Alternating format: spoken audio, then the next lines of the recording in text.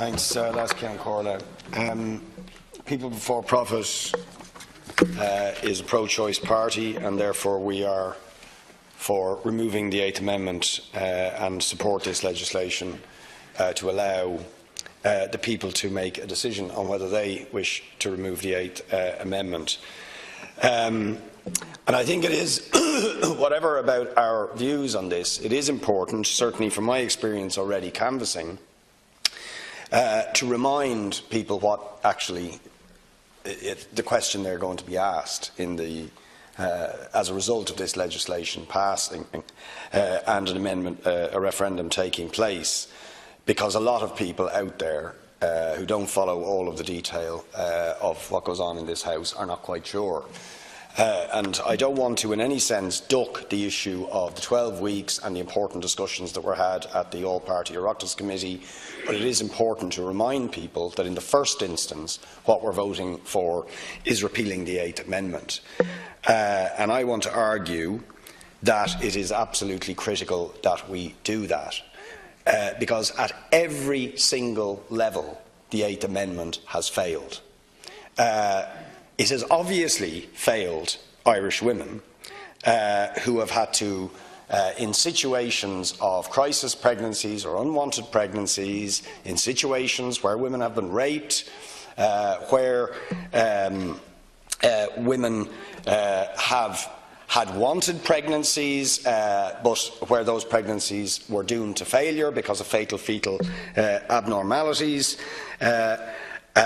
for women who did make a decision to go to Britain for an abortion and then had to do so under the pressure of stigma, of the financial burden and hardship, and all the additional stress that resulted in that, or for women who take abortion pills but may not get properly medically supervised, or for women, because it's not just an abortion issue, who were pregnant and were not given the medical treatment they needed because the doctors felt compromised by the existing legislative and constitutional situation. So for all of those tens and tens of thousands of women, the 8th Amendment has failed them, and indeed for many more reasons. But even in terms of the claims of the supporters of the amendment, it has failed, because those who supported that amendment peddled the fantasy that inserting that amendment into the Constitution would make Ireland a place free from abortion. So even in its own terms, that has simply not been the case. Instead, we have had 170,000 women who have travelled abroad with all the additional hardship, stress and suffering involved to have abortions, and we have 3 to 5 women a day now taking the abortion pills. So holding on to the 8th Amendment as those who oppose this legislation or who plan to campaign against its removal simply is inexplicable to me, because it doesn't achieve what they are trying to tell people it would achieve. If it hasn't done so in the past, it most certainly will not in the future. And so I do think, if you like, there's an onus on those who are making the argument against the removal of the 8th Amendment to be honest with people. I mean, I heard Deputy Tobin making reasonable points about poverty, homelessness and so on, and that we need to address that. But of course we do, and week in, week out, many of those of us who are campaigning for the removal of the 8th Amendment campaign for precisely those things, as you do yourself. But what you're not admitting in your speech is that retaining the 8th Amendment means women who, for example, decide they can't go through with a pregnancy because of fatal fetal abnormality, because they have been raped, will continue to be forced out of the country. Is that what you want? Do you want them to continue to suffer the shame and the stigma? Because you're not saying what the alternative is. Are we going to continue, or at least are you going to admit that what you're saying is women should be forced to continue a pregnancy they do not want? Because people have to be honest here and say, is that what they are proposing? Because if you retain the 8th Amendment, that's what you've got. Are you continuing to propose that women who decide, because of the housing and homelessness crisis, that they couldn't face bringing another child into this world and choose to have an abortion, that they should be subject to a 14-year prison sentence if they try and procure an abortion? Because that is the reality of what retaining the 8 means.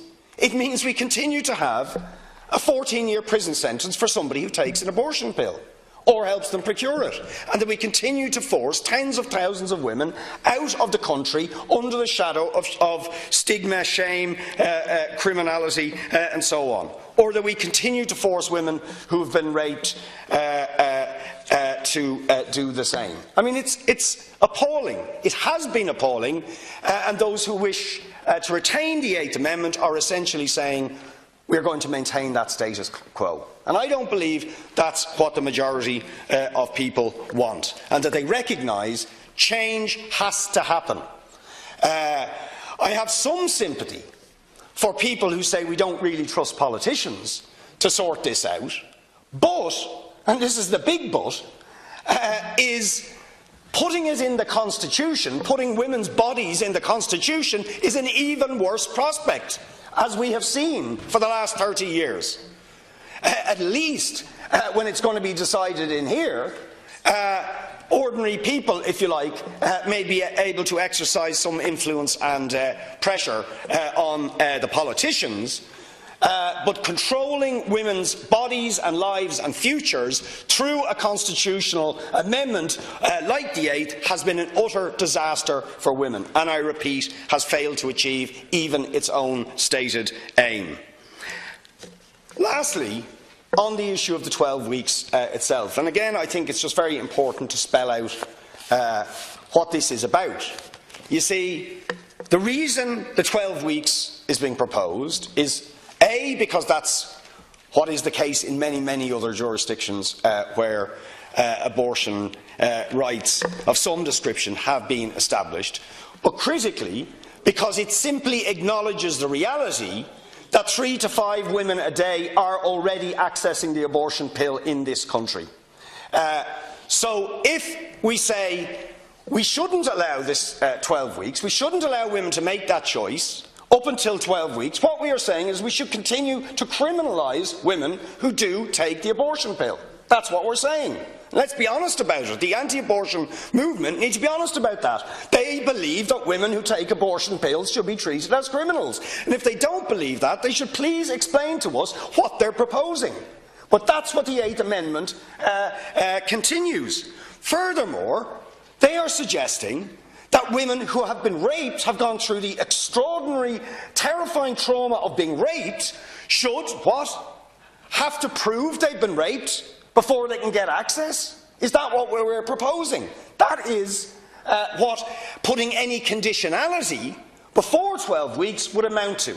It would amount to putting women through another trauma who have already been through the unspeakable trauma of rape, having to go and convince doctors or whoever it might be that they should have the right to gain access to the pill. Surely that is utterly unacceptable. And therefore it seems to me that what is being proposed in removing the 8th Amendment is the absolute minimum requirement to come to a humane and compassionate position that stops to treat women in the appalling manner we have done, and that the legislation being proposed by the government is the absolute minimum necessary to recognise the reality of abortion in this country.